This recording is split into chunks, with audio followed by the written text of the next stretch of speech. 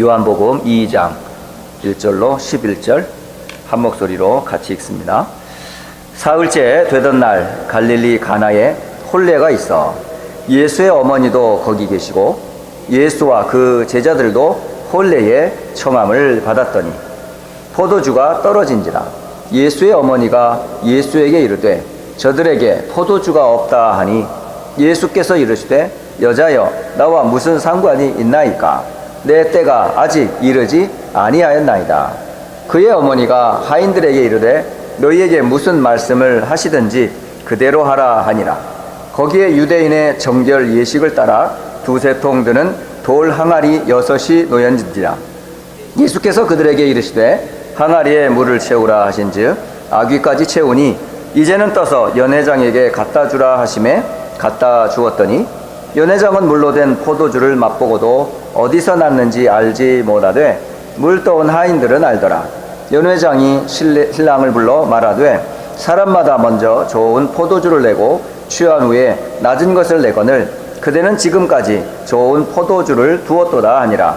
예수께서 이 첫 표적을 갈릴리 가나에서 행하여 그의 영광을 나타내심에 제자들이 그를 믿으니라. 아멘. 요한복음에 기록된 목적 20장 31절에 말씀을 주고 계세요. 오늘도 여러분이 가나의 혼례에 참석하여 물이 변하여 포도주가 되었던 이 사건을 통해서 기적에게 포커스를 맞추는 것이 아니라 이 기적을 일으키신 예수님은 도대체 누구이신지, 그 이름을 힘입어 영생, 생명을 얻게 되는 그 비밀이 무엇인지를 요한복음에서 여러분이 발견하시고 그 축복을 누리는 시간 되시기를 주의 이름으로 축복합니다. 지난주에도 계속 말씀드렸지만은 저와 여러분에게 세 가지는 꼭 여러분이 발견되는 그런 은혜가 있기를 바랍니다. 여러분, 신앙생활이라는 게 다른 게 아니에요. 믿음을 여러분이 하나님 앞에서 고백하는 기도의 삶이에요. 기도의 삶. 그러니까 하나님을 알면 기도할 수밖에 없어요. 그래서 오직 유일성, 재창조가 되시는 그리스도, 하나님의 나라, 성령, 그 약속 안에서 구하는 기도. 그 기도가 우리에게 늘 뭐가 되어야 돼요? 고백되어져야 돼요. 또 하나, 유일성, 하나님의 나라, 이 비밀 가지고 또 우리가 붙잡아야 될 기도가 뭐냐면요, 나를 향한 기도. 나는 도대체 누굽니까? 에 대한 정체성. 그래서 나의 오직, 나의 유일성, 나의 재창조. 하나님은 저와 여러분을 통해서 한 사람 한 사람을 향해서 오직 그리스도, 하나님의 나라, 유일성, 재창조의 축복인 성령의 충만함을 주기를 원하세요. 그러니까 여러분 인생에서 나를 통해 오직이 나타나고, 나를 통해 유일성이 드러나고, 나를 통해 재창조의 삶이 나타나는 그런 은혜가 있도록 여러분 기도하세요. 이따가 여러분 그 대표적인 오직의 비밀과 유일성의 비밀과 재창조의 비밀을 가지고 하나님께 영광을 돌렸던 사람을 몇 사람을 소개할 거예요. 여러분이 그 예를 들면 여러분하고는 비교도 안 되는 사람들이에요. 그런데 이들에게는 이 비밀이 있었다니까요. 오직의 비밀, 유일성의 비밀, 재창조의 비밀이 있었어요. 오히려 우리가 부끄러울 정도로. 그리고 셋째는 여러분의 주어진 하루하루의 삶을요, 오직을 발견하는 하루가 되도록, 유일성을 발견하는 하루가 되도록, 재창조의 비밀을 누리는 삶이 되어지도록. 그래서 매일매일마다 기도할 때마다 하나님을 향한 오직, 기도할 때마다 하나님을 향한 유일성, 기도할 때마다 하나님이 주시는 재창조의 비밀을 여러분 계속 누리셔요. 그래서 요한복음을 나누는 동안에 나의 하나님, 나의 정체성, 그리고 나의 삶, 이 부분들을 여러분 꼭 발견하셔서 신앙생활의 참 맛을 좀 누리시기를 주 예수 그리스도의 이름으로 축복합니다.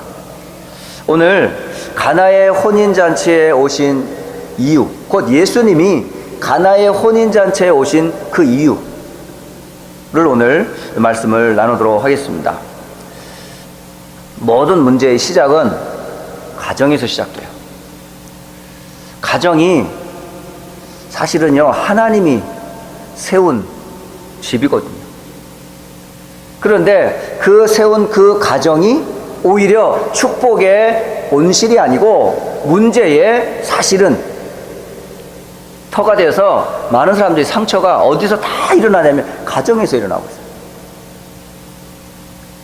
제가 만난 많은 분들 가운데 가정에 대해서 문제없이 고백하는 사람들을 거의 본 적이 없습니다. 수많은 사람들을 만나봤는데 부모님 때문에, 형제들 때문에, 가정 때문에, 무엇 때문에 이 가정에 대한 상처가요 너무 많아요. 심지어는 어느 수련회를 참석했는데 수련회에 참석한 그 대학생들이 하나같이 고백하는 게 뭐냐면 가정에 대해서 그 아픔과 상처를 다 털어놓는데요, 한 사람도 나는 우리 엄마가 좋고 우리 아빠가 좋고 우리 가정이 좋고 나는 너무너무 행복한 이런 가정에서 태어난 거에 대해서 진짜 감사해요, 그렇게 고백하는 사람을 제가 그 10사람 모인 사람 한 사람도 듣지를 못했어요. 왜 이러냐? 야, 너희 가정은 행복한 거 없냐? 너희들 집안에 왜 이렇게 문제만 있냐? 왜 그럴까? 원래 성경에는 그렇게 가정이 그런 문제와 아픔과 상처로 우리에게 힘든 곳이 가정이냐? 성경은 그렇게 말하고 있지 않다. 성경은 창세기 1장과 2장에 세 가지를 여러분 반드시 발견하셔야 된다니까요. 창세기 1장과 2장에서 세 가지가 뭐냐면, 첫째는 뭐냐면 하나님이 우리의 가정의 주인이십니다. 이게 발견되어져야 돼요. 네? 만물만 창조한 게 아니라니까요. 하늘에 있는 것, 땅에 있는 것, 땅 아래에 있는 물속에 있는 모든 것을 창조하신 그 하나님이 가정을 창조하셨다니까요. 그러니까 가정의 주인이 누구예요?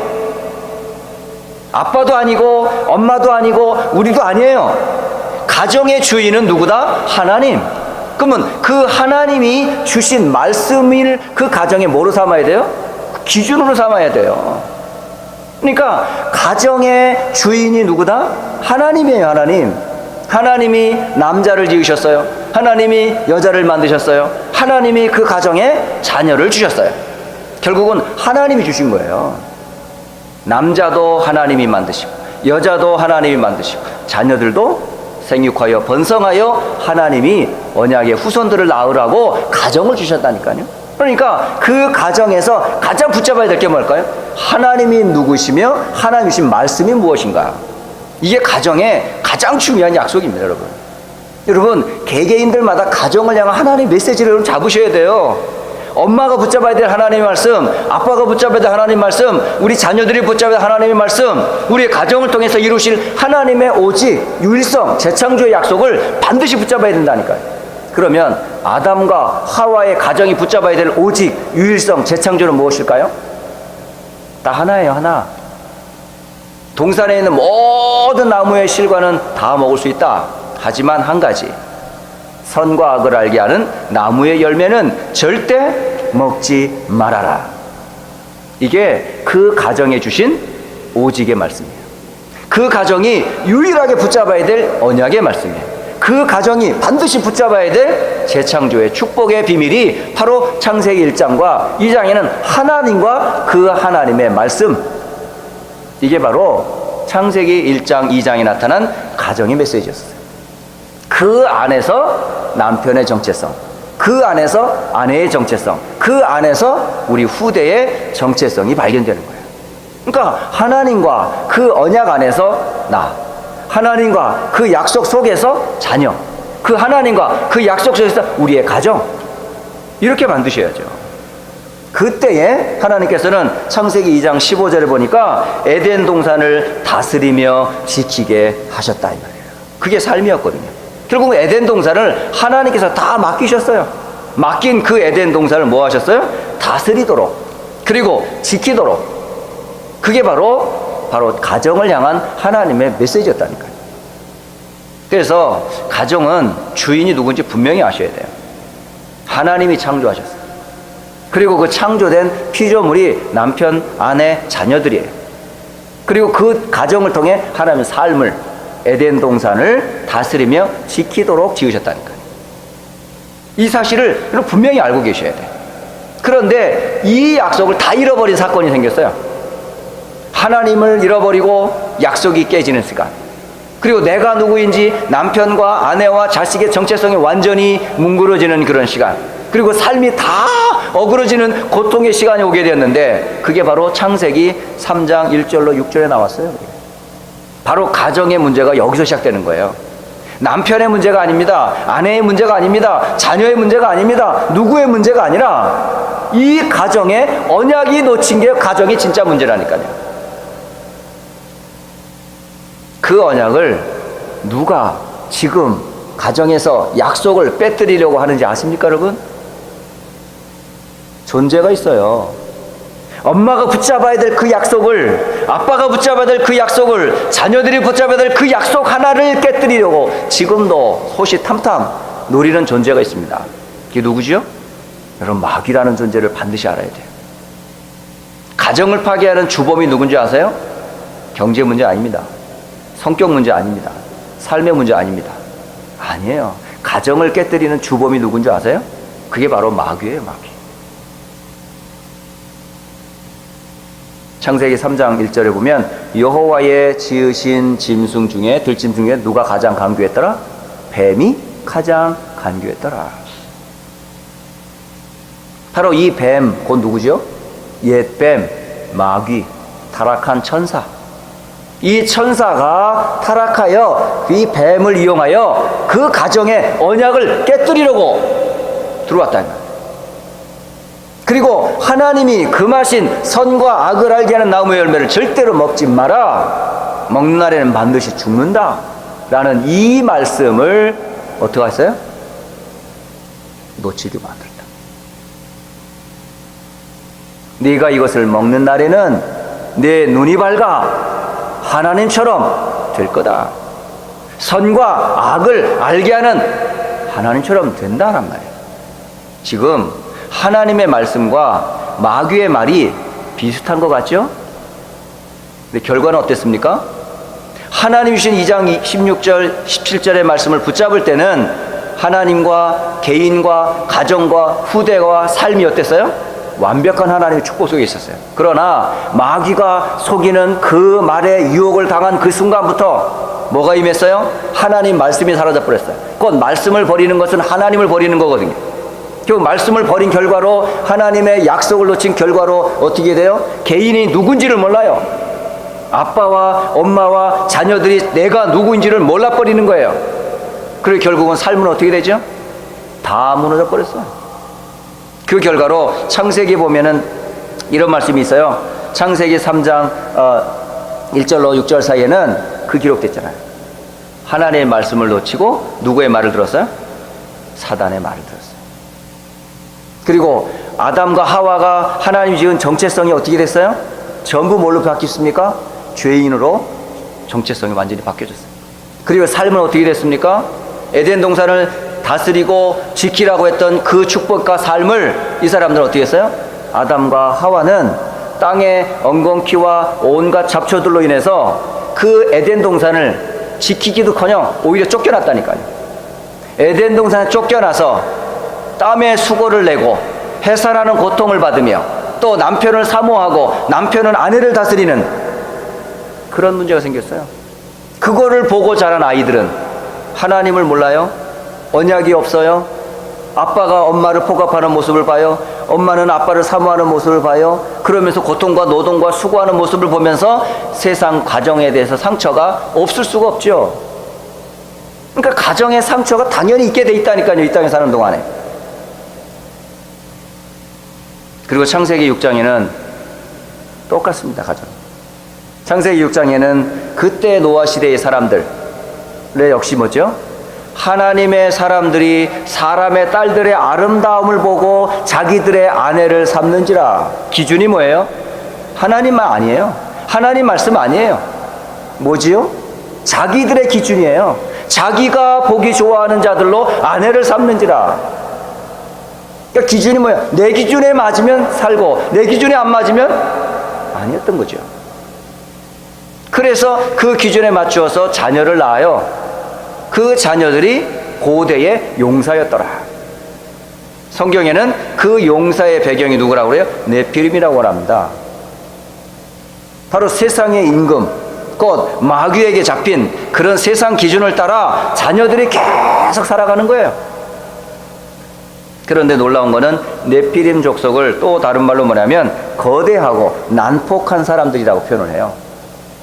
이 사람들은 전쟁과 약탈에 아주 능합니다. 그리고 방종과 사치에 아주 능한 사람들이에요. 그러니까 이 네피림 족속들은 얼마나 육신적인지 몰라요. 얼마나 양육강식으로 약한 자를 짓눌러가지고 있는 걸 뺏어먹는 이런 약탈자 역할을 해요. 이게 누구의 역사예요, 이게? 바로 사단은 지금도 약한 자를 빼앗고 있는 것을 강탈하고 그 영혼을 도적질해가는 그 시대가 됐다니까요. 그래서 온 땅이 어떻게 됐습니까? 호악과 강포로 가득 차버렸어요.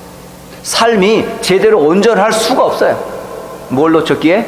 하나님과 그 말씀을 놓쳤기에. 뭘 놓쳤기에? 나와 나의 정체성을 놓쳤기에. 무엇을 놓쳤기에? 내가 왜 살아야 되냐는 분명한 삶의 이유를 놓쳤기에. 가정에서 이거 빨리 확인을 시켜줘야 돼요. 부모가 이거 언약 붙잡아야 돼요. 자녀들이 이거 언약 잡고 살아가도록 도와줘야 돼요. 그래서 가정의 메시지가 오늘 선포되고 있는 내용입니다. 이게. 가정의 주인은 누구다? 하나님과 그 말씀. 그러면 나는 누구다? 하나님의 약속을 붙잡아야 내가 누군지 알아요. 그리고 그 언약 안에서 우리의 자녀와 삶을 여러분이 인도받으셔야 돼요. 이 축복의 메시지를 여러분이 잘 귀담아 듣고 그냥 선포되는 메시지가 아니에요. 이거 하나님과 그 약속, 나의 정체성, 그리고 나의 삶을 여러분 언약 안에서 다시 재정립하시기 바랍니다. 오늘 성경 본문을 보시면 예수님의 첫 사역, 그게 바로 혼인집에서 이루어졌어요. 그런데 놀라운 거는 마태복음에도 없어요. 이 이야기가 마가복음에도 없어요. 누가복음에도 없어요. 이상하게 딱 한 군데가 있어요. 요한복음에만 있어요. 그 왜 그럴까요? 다시 말하면 마태와 마가와 누가는 이 현장이 없었어요. 마태가 제자일 수 있는데 아직 제자로 부름받기 이전에 먼저 일어났던 일이에요. 그러니까 사도 요한이 먼저 부름받았다는 사실을 알 수 있어요. 그 집이 바로 이 갈릴리 나사렛에서 난 이 가정에서 갈릴리의 이 가나라고 하는 이 동네에 잔치집이 있었어요. 이 잔치집에 청함을 받은 사람이 있어요. 그게 누구죠?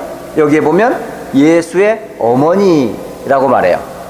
그리고 예수, 그리고 그의 제자들. 이 12명의 제자들이 아니고요. 여긴 분명히 마태도 없고 완전히 지금 12명의 완전한 제자가 지금 이 잔치집에 참여한 게 아니에요. 그러니까 여기 예수의 어머니, 이 요한은요 자기의 이름도 잘 드러내지 않지만은 예수의 어머니 이름도 안 써요. 그냥 예수의 어머니다고만 표현해요. 왜 그럴까요? 마리아가 아니고 바로 예수의 어머니라고 포커스를 두면서 예수를 포커스를 두려고 하는 거예요. 그러니까 많은 분들이 마리아에게 많이 포커스를 많이 두잖아요. 그죠? 그래서 예수의 어머니 하면 마리아를 더 높이고, 그리고 마리아가 구한 거 이런 것처럼 구한 것 봐라, 너희들이 예수님께 구하지 말고 예수님의 어머니 마리아한테 구하니까 응답되지 않았느냐, 이렇게 놀랍게 우리를 꼬였어요. 여러분, 마리아가 아닙니다. 예수의 어머니가 아닙니다. 결국 예수님이 바로 누구인지를 알려주는 메시지인데 이걸 놓쳐버린 거예요 지금. 그래서 그 혼인잔치에 지금 예수의 어머니, 그리고 예수, 그리고 그의 제자들이 초청을 받아서 이제 선임으로 간 겁니다. 가서 잔치를 한참 하는데 뭐가 떨어졌다고 그래요? 포도주가 떨어졌다고 그래요. 잔치집에서 제일 중요한 게 고기가 아니에요. 술이에요, 술.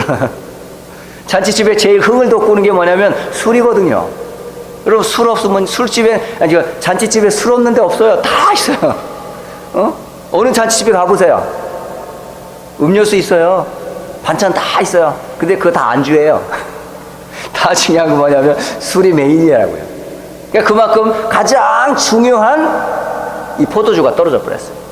그럼 포도주가 떨어졌으면 누가 걱정해야 돼요? 잔치상을 벌린 그 주인이나 그 신랑과 그 가족들이 걱정해야 되잖아요. 그런데 이상한 거는 포도주가 떨어진 것을 누구한테 말해요, 지금? 예수의 어머니가 그 신랑 아버지한테나 신랑 엄마한테나 그 연애를 담당하고 있는 책임 매니저한테 가서 포도주가 떨어졌어요. 지금 술 좀 빨리 조달해 와요. 이래야 맞잖아요. 그런데 그렇게 하지 않았어요. 바로 예수님에게 가가지고 포도주가 떨어졌는데요. 이러는 거예요. 여기 상식적으로 이게 맞습니까, 이게? 맞지 않는 얘기잖아요. 문제가 생겼는데 문제의 당사자에게 찾아서 얘기를 해야 되는데 당사자에게 안 하고 엉뚱하게 누구에게 찾아갔어요? 예수님에게 찾아갔다니까요. 그때 예수님이 여자여 나와 무슨 상관이 있습니까? 잘 아시잖아요. 여자여 이거 그냥 막말이 하는 게 아니라 그때 당시에 쓰던 최고의 존칭어예요. 이게 옛날에 왕후에게 쓰는 말입니다. 이런 말이. 그러니까 여자여라고 하는 이 말은 굉장히 존칭, 극존칭의 용어예요.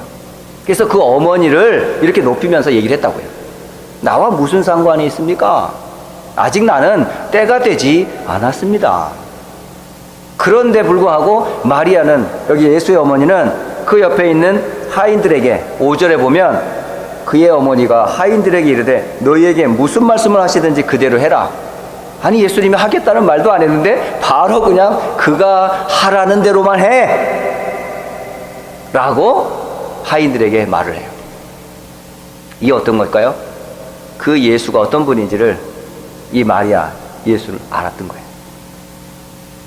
거기에는 유대인의 정결 예식을 따라 두세 통 드는 돌 항아리 6개가 있더라고요. 그래요. 그러니까 이스라엘 사람들은 광야이기 때문에 먼지가 너무 많아요.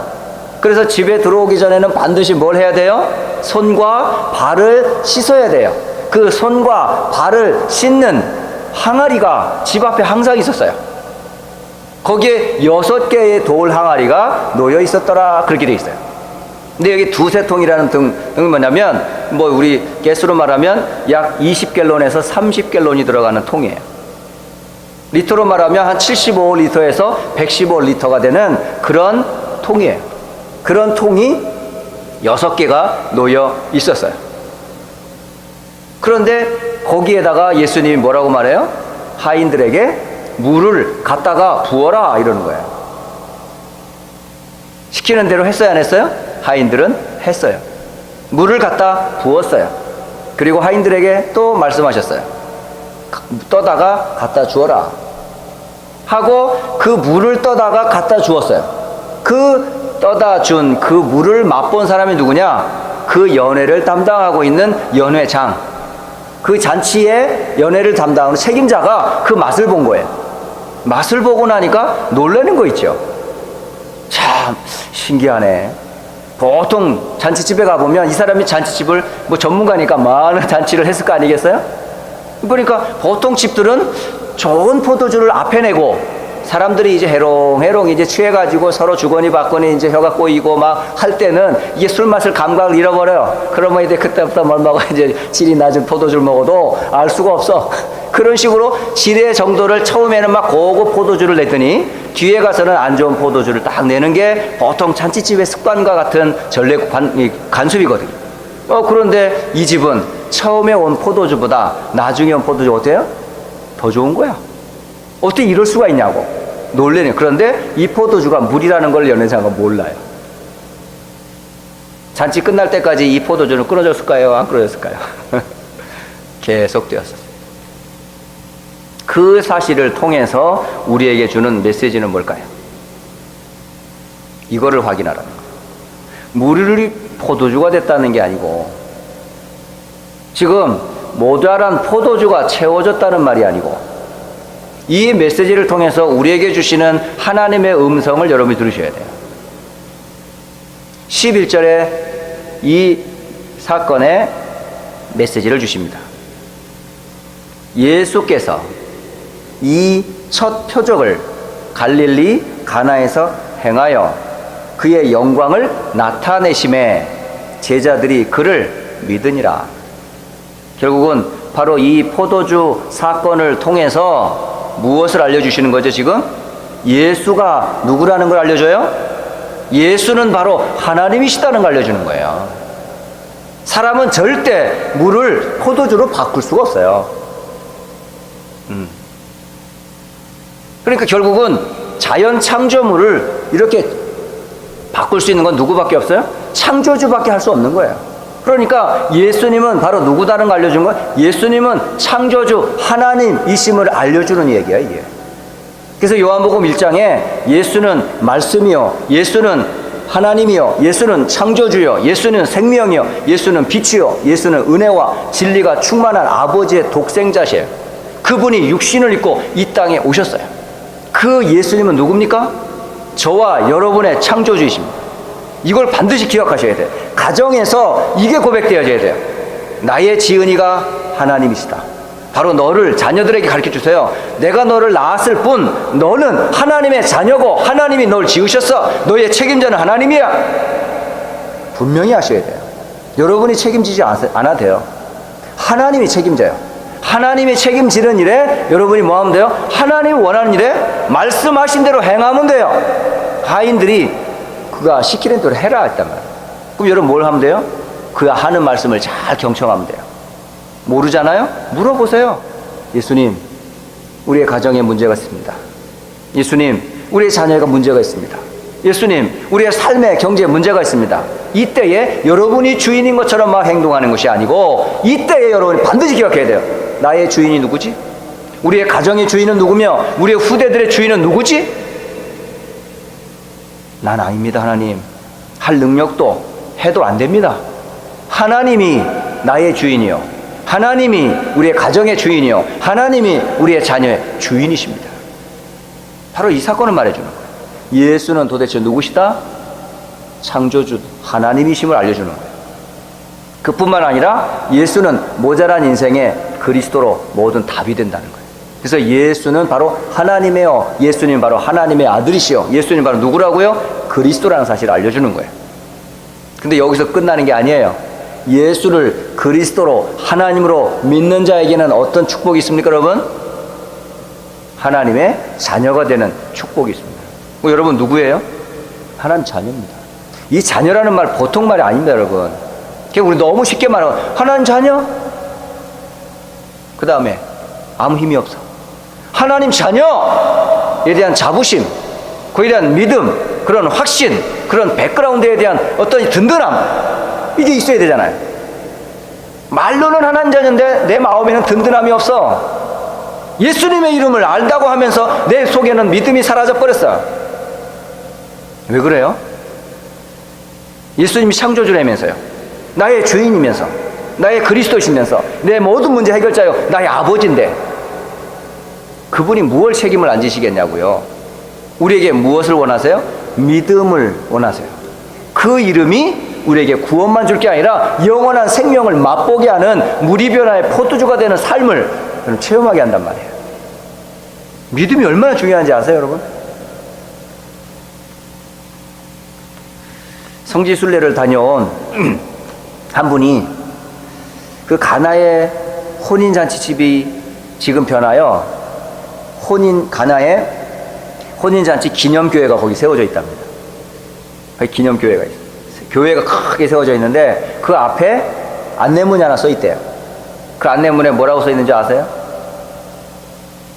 가나는 우리에게 물로 포도주를 만드신 예수님께서 여전히 오늘도 말씀 한마디로 무엇이든지 이룰 수 있는 전능하신 분임을 말해주고 있습니다.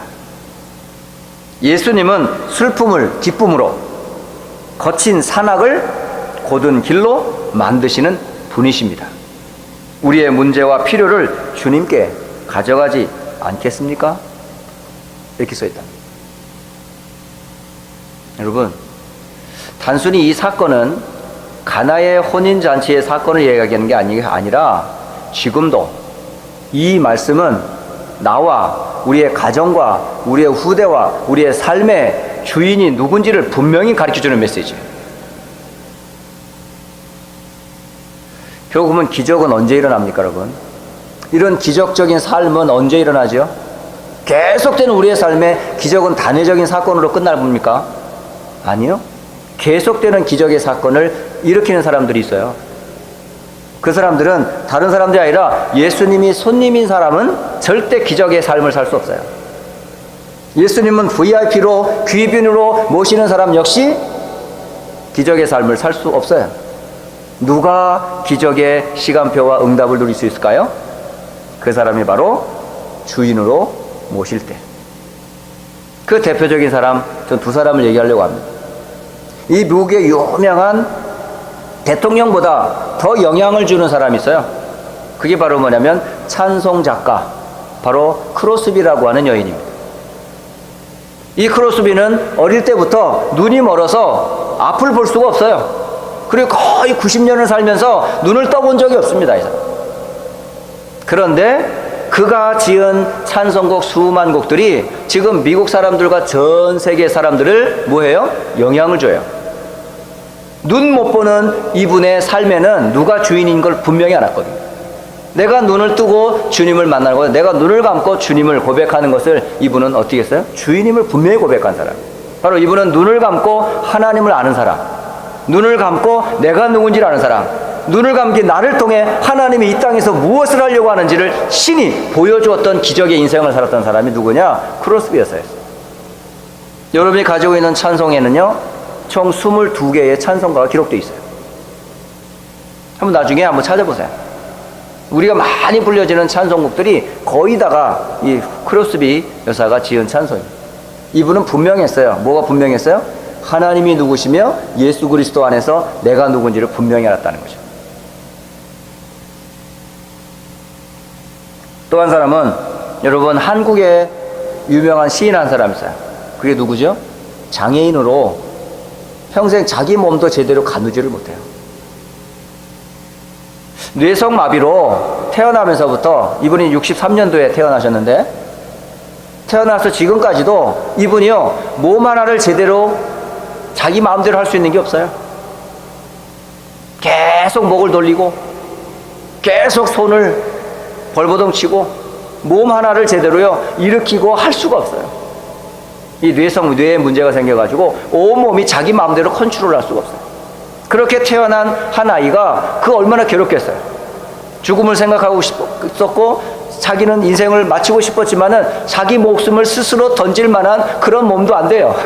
죽고 싶지만 죽을 힘도 없어요. 어떻게 할 방법도 없어요. 자기 몸대로 자기 몸을 못 가누니까. 그런 그에게 하나님이 그의 부모를 통해 뭘 주신지 아세요? 말씀을 계속 듣게 했어요. 그 아이에게. 그래서 그 아이가 집에서, 다른 아이는 학교 갈 때 이 아이는 집에서 뭘 읽었을까요? 성경을 읽어요. 수십 번의 성경을 읽고 또 읽고 또 읽고. 그러다가 어느 날 알게 됐어요. 그때에 하나님은 이런 나를 지으신 거에 대해서 공평하신 하나님이라는 말을 고백해요. 아니 뭐가 공평해요? 다른 사람은 정상인으로 사는데 나는 이렇지 못한데? 근데 하나님은 공평하대요 하고 지은 시가 있어요. 그 시가 바로 나라고 하는 시인데, 바로 그 시의 주인공이 누구냐면 송명이라고 하는 시인입니다. 여러분, 이 송명이 이 뇌성마비 장애인이 쓴 이 시가 여러분 잘 아시죠? 나 가진 재물 없으나, 나 남이 가진 지식 없으나, 나 남에게 있는 건강 있지 않으나, 나 남이 갖고 있지 않은 것 가졌으니, 나 남이 보지 못한 것을 보았고, 나 남이 듣지 못한 음성을 들었으며, 나 남이 받지 못한 사랑을 받았고, 나 남이 모르는 것 깨달았네. 공평하신 하나님이 나 남이 가진 것 나 없지만 나 남이 없는 것을 갖게 하셨네. 진짜 이분의 신앙 고백이에요. 진짜 우리 정상인이 볼 때 돈도 지식도 어떤 육신의 건강도 가진 것이 아무것도 없어요. 당연히 없으면 그거에 대해서 상처받고 또 그거에 대해서 비굴하게 절망하고 막 어려워할 수 있잖아요. 그런데 그 없는 것 속에서 남이 갖지 않은 것을 찾았다는 거예요. 남이 듣지 못했던 걸 들었다는 거예요. 남이 받지 못했던 그것을 누구한테 받았어요? 하나님께서 받았다는 거예요. 그래서 하나님은 공평하셔 라고 고백을 하잖아요. 이게 바로 하나님을 아는 자의 믿음이에요. 또 그 사실을 듣고 어떤 미국의 어떤 분이 와서 당신을 좀 치료하고 싶다 하고 치료를 권유했는데 거절했어요. 하나님이 지은 이대로 살래요 그러는 거예요. 우리는 옳거니 가서 고쳐주세요, 정상인처럼 살고 싶어요 라고 말할 수 있잖아요. 그런데 아니요, 하나님은 날 이렇게 만드셨기 때문에 난 이렇게 살래요. 오래전에 KBS의 열린음악회라고 한 연예인 박상원이라는 사람이 사회를 보고 그 송명희 시인이 등장하는 그런 열린음악회가 있었어요. 저는 처음 봤거든요. 딱 봤는데 이분이 휠체어를 타고 들어와요. 그리고 나오는 동안에도 목이 계속 돌아가요. 이거 원하는 게 아니에요. 우리가 머리 가만히 있으라면 이렇게 해야 되잖아요. 이거는 내 맘대로 안 되는 거예요. 이것도 손도 제 맘대로 있질 않아요. 다리도 온몸을 계속 비틀어요. 그리고 마이크를 갖다 댔는데 이 마이크에 제대로 이걸 맞추질 못해요. 오히려 마이크 쫓아가야 돼요. 그러면서 이 시를 많은 열린음악회의 그 관중들에게 이 시를 알려주는 거예요. 그때 곳곳에서 많은 사람들이 울어요. 공평하신 하나님, 남이 갖지 못한 재물, 지식, 건강 없지만 하나님이 내게 주신 것, 깨닫은 것, 그걸 생각해 보면 역시 하나님은 공평하셔. 이걸 고백한 송명희 여인의 그 신앙 고백을 들으면서 여러분 인생의 주인은 누굽니까? 우리의 가정의 주인은 누구입니까? 우리의 자녀의 주인은 누굽니까? 내 경제와 삶과 인생의 주인은 누굽니까? 이게 바로 발견되어져야 가나의 혼인잔치에 있었던 이 주님이 여러분 가정에 기적을 일으키는 주인으로 역사하세요. 이번 한 주간 동안에 여러분 가나의 혼인잔치에서 일어났던 이 사건과 이 내용을 다시 한번 확인하면서 여러분의 신앙과 믿음을 하나님 앞에서 고백하시고 믿음의 주여 온전케 하시는 주로 인해 감사와 행복이 회복되기를 주 예수 그리스도의 이름으로 축복합니다. 이제는 우리 주 예수 그리스도의 은혜와 하나님 아버지의 크신 사랑하심과 성령의 역사하심이 나의 주인이 누구인지, 우리의 가정의 주인이 누구인지, 우리의 후대와 삶의 주인인지 누구인지를 고백하며 또 평생을 기적의 인생으로 살 것을 마음에 결단하고 믿음을 고백하는 모든 주의 백성들 머리 위에와 렘넌트들 머리 위에, 주의 성도들 머리 위에 이제로부터 영원토록 함께 계실지어다. 아멘.